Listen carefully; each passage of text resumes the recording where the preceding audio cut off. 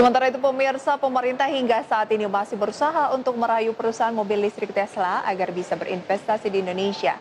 Melihat kondisi tersebut, ekonom Indef Bima Yudhistira meminta pemerintah untuk mempercepat pembangunan infrastruktur pendukung, seperti kawasan industri yang terintegrasi serta jaringan internet dan listrik yang stabil.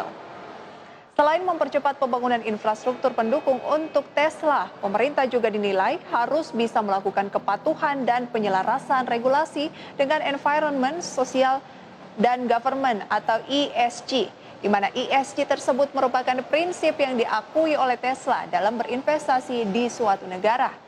Menurut Indef, hal tersebut harus segera dilakukan agar biaya untuk berinvestasi di Indonesia bisa lebih terjangkau dibandingkan negara lainnya, baik dari sisi biaya administrasi dan juga birokrasi. Kemudian yang berikutnya terkait dengan Tesla, yang lebih penting lagi adalah bagaimana membangun infrastruktur pendukung.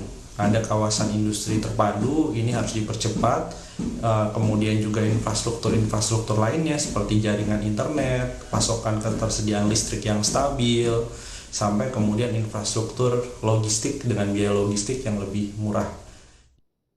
Masih seputar investasi, di mana Badan Koordinasi Penanaman Modal atau BKPM menilai saat ini investasi merupakan kunci untuk mempercepat pemulihan ekonomi nasional di tahun 2021. Dan menyiasati hal tersebut, BKPM terus melakukan peningkatan investasi dari berbagai negara yang memiliki potensi besar di sektor industri padat karya, infrastruktur, pertambangan, dan juga energi. Salah satunya adalah investasi dari Tesla Inc. milik Elon Musk. Upaya pemerintah untuk terus mendekati dan bernegosiasi dengan perusahaan kendaraan listrik Amerika Serikat Tesla menjadi tanda keseriusan Indonesia dalam menarik minat investasi global.